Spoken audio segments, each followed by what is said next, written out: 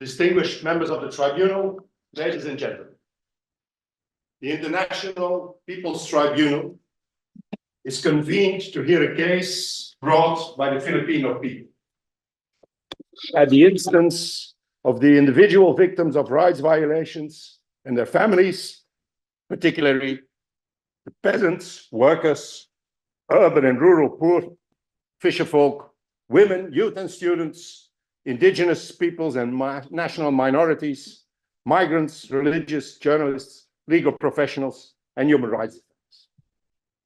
As said by the clerk already, the accused are current President Ferdinand Romualdez Marcos Jr., his predecessor, former President Rodrigo Roa Duterte, the government of the Republic of the Philippines, current President of the United States of America, Joseph R. Biden, and the government of the United States of America. The prosecution will establish beyond doubt that all these defendants are guilty of gross and systematic violations of international humanitarian law or war crimes, as have been already detailed when the clerk read out to you the abstract of the indictment a few seconds ago. All these violations arose from the protracted armed conflict between the government of the Republic of the Philippines, supported by the United States government, on one hand, and revolutionary forces embodied by the National Democratic Front of the Philippines, on the other hand.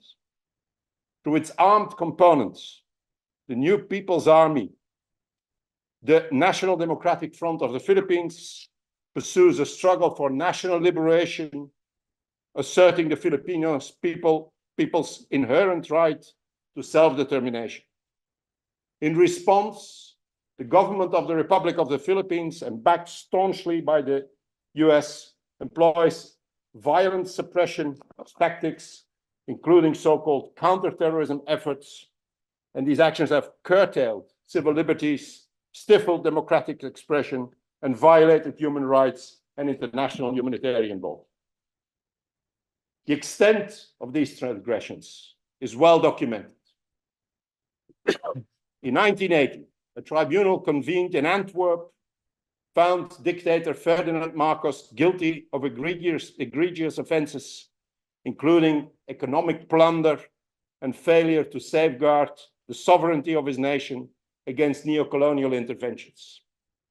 In March 2007, a second session of the Permanent People's Tribunal in the Philippines, held in The Hague in Holland, found Gloria Macapagal Arroyo, along with the government of the Republic of the Philippines, George Walker Bush, the US government, and a consortium including the International Monetary Fund, the World Bank, and the World Trade Organization, as well as various transnational corporations and banks, guilty of gross and systematic violations of political, economic, social, and cultural rights, alongside of encroachments on the right to self-determination and liberation.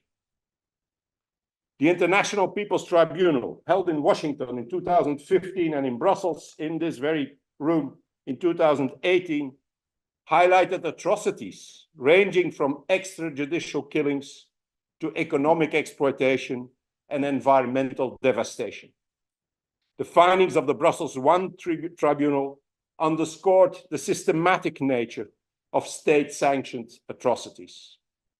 Despite these condemnations, subsequent reports from international non-governmental organizations, human rights groups, fact-finding missions, and UN human rights bodies affirmed the persistence of oppressive policies by the government of the Republic of the Philippines and its American ally. As resistance against these injustices mounts among Filipinos and the conflict between the government of the Republic of the Philippines and the National Democratic Front of the Philippines deepens, the GRP has escalated its repressive measures, perpetuating a cycle of violence and repression. Of particular concern are the intensified counterinsurgency and counterterrorism campaigns, marked by increasingly brutal tactics that constitute clear violations of international law. This was heralded by President Duterte's termination of the peace negotiations and the blacklisting of organizations and cadres of the revolutionary movement as terrorists under Presidential Proclamation number 174, followed by the institution of the so-called whole-of-a-nation approach to ending the local communist armed conflict under his Executive Order number 70.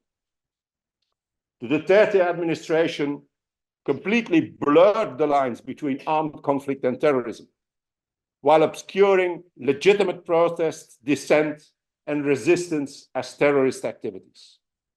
With the passage of the Anti-Terrorism Act amid the COVID pandemic, it moved to designate the revolutionary movement as terrorists and freeze the assets of civil society organizations and individuals that had been maliciously linked with it, effectively crippling advocacy work and humanitarian efforts in conflict zones. The government also weaponized criminal law by charging revolutionaries with common crimes instead of political offenses. Activists and rights defenders faced fabricated criminal charges based on false testimonies. Peace consultants, unarmed and defenseless, were brutally murdered, some even while asleep. Instances of NPA combatants surrendering or being rendered hors de combat were met with ruthless treatment and given no quarters. State-sanctioned atrocities escalated against civilians in militarized communities that are resisting development, aggression, and corporate plunder. Tribal schools established by Lumat communities were falsely labeled as NPA training grounds and forcibly closed. Police and military forces wantonly committed massacres of civilians under the guise of executing search warrants or combating terrorism. Despite President Marcos Jr.'s assertions of a departure from the sinister Duterte's human rights record, the reality remains starkly similar.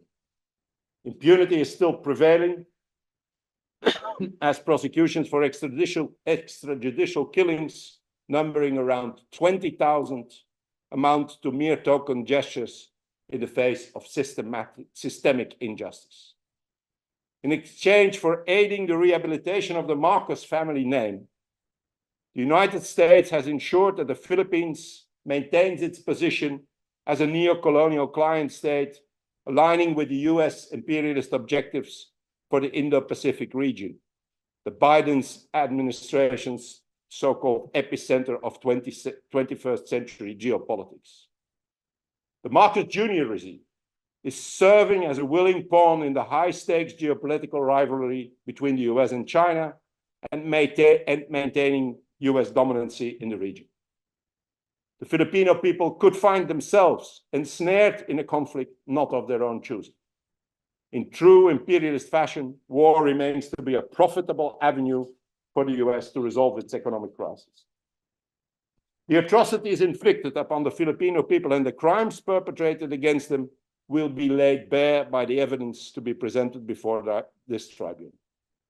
I harbor no uncertainty that we shall sway the esteemed panels of jurors to pronounce all defendants guilty of on every count, whether by direct participation or as willing conspirators in advancing the US imperialist agenda on the domestic fascist regime.